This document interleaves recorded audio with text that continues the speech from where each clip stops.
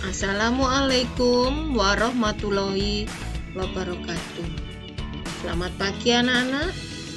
Masih sehat ya di pagi ini?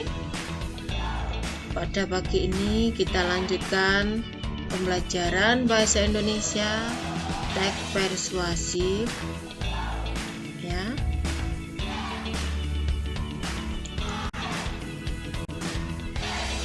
Pada kali ini kompetensi dasarnya yaitu menelaah struktur dan kebahasaan teks persuasif yang berupa saran, ajakan, dan pertimbangan tentang berbagai permasalahan aktual atau lingkungan hidup, kondisi sosial, dan atau keragaman budaya dan lain-lain dari berbagai sumber yang didengar dan dibaca.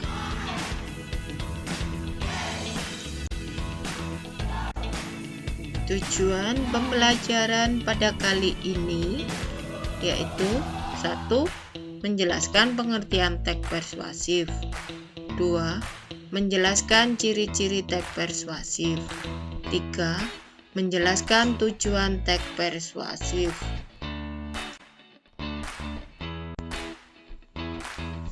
Nah, sebelum pada pengertian teks persuasi, kalian perhatikan gambar ini ya. Gambar pertama, teks yang bersifat membujuk secara harus agar orang lain merasa yakin dengan kita. Gambar kedua, teks yang bersifat ajakan atau larangan. Teks yang ketiga, teks yang berisi saran kepada orang lain. Nah, setelah mengamati gambar ini, kamu bisa menyimpulkan pengertiannya sebagai berikut. Di sini, Ibu menarik kesimpulan dari 3 gambar tadi, yaitu pengertian teks persuasif. Pengertiannya adalah suatu bacaan yang terdiri dari kumpulan paragraf yang berisi bujukan atau juga ajakan untuk para pembacanya.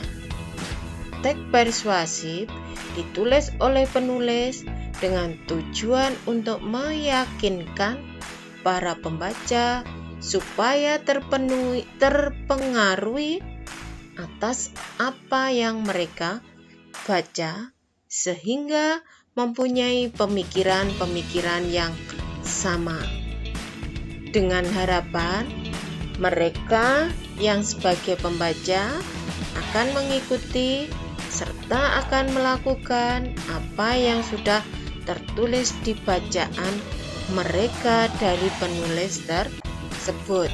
Jadi intinya teks persuasi itu apa? Mengajak kita untuk mengikuti ajaran atau apa? Ajakan-ajakan yang ada di bacaan tersebut dari penulis.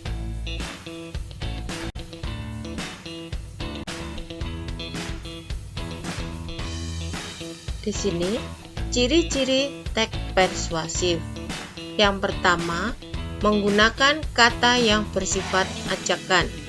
Sehingga ketika kalian membaca jenis teks ini akan menjumpai adanya kata seperti ayo, mari, hindarilah, lakukan, seharusnya, sebaiknya, jangan, dan yang lainnya.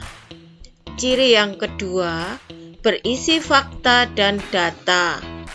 Sebab isi dari teks ini adalah mengajak orang lain, maka di dalamnya menggunakan fakta serta data yang jelas agar menjadi alasan yang kuat si penulis untuk bisa mempengaruhi orang lain dengan lebih mudah.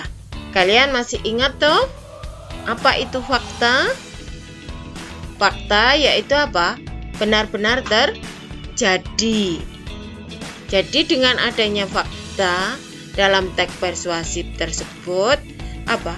Bisa menjadi bukti untuk mengajak si pembaca atau pembaca atau pendengar mengikuti ajakan penulis tersebut.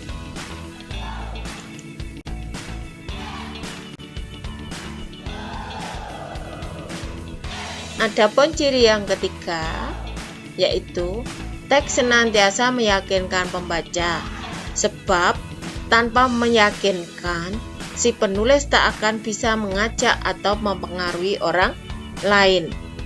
Ciri yang keempat, yaitu pada umumnya menghindari konflik supaya kepercayaan para pembaca tidak hilang. Masih ada 2 ciri lagi ya.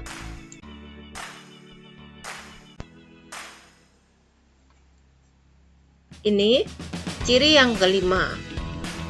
Teks persuasif berusaha untuk bisa menimbulkan sebuah kesepakatan maupun penyesuaian melalui kepercayaan si penulis dengan pembaca. Yang terakhir cirinya, tulisan tersebut mempunyai tujuan guna mendorong maupun mempengaruhi pada sebuah hal. Seperti itu, ciri-ciri teks persuasi ada 6 ya.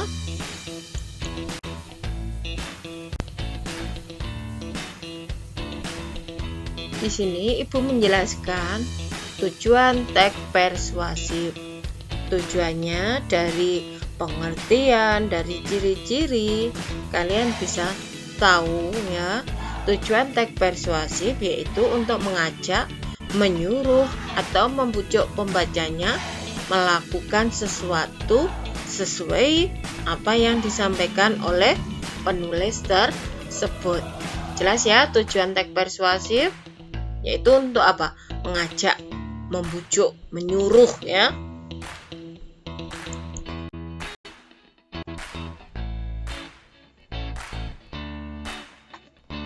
Di sini Ibu akan memberikan contoh teks persuasif ya.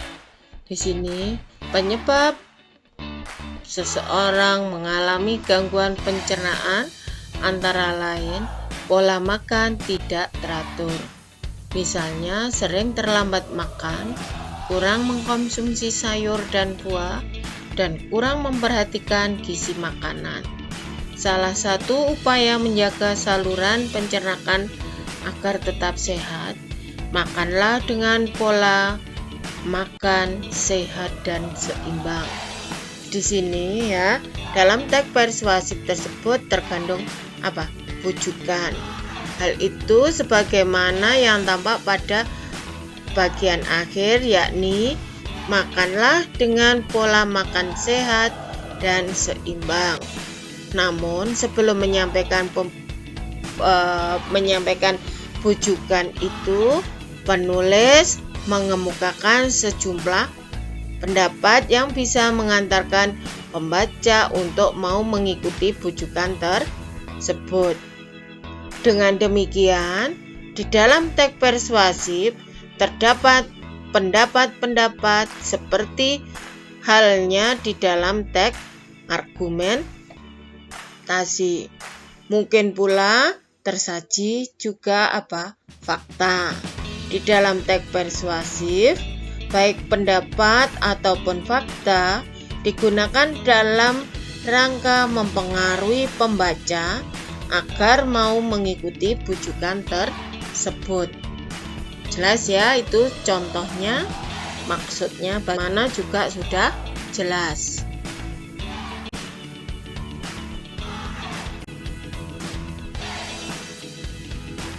Nah, sekarang kamu perhatikan ya, sebelum ke tugas berikutnya, kalian tadi sudah jelas tentang pengertian teks persuasi, tujuan, ciri-ciri, contohnya juga sudah Ibu berikan. Nah, di situ Ibu pada tugas pertemuan pertama ini memberikan tugas mengerjakan soal pilihan ganda yang ada di Google Formulir. Nah, sebelum mengerjakan, Kamu jangan lupa menulis nama, nomor, kelas biar mudah nanti Ibu untuk merekapnya. Tolong juga kerjakan tepat waktu biar tidak dikejar-kejar oleh tugas yang ada lagi. Selesai hari ini juga harus selesai.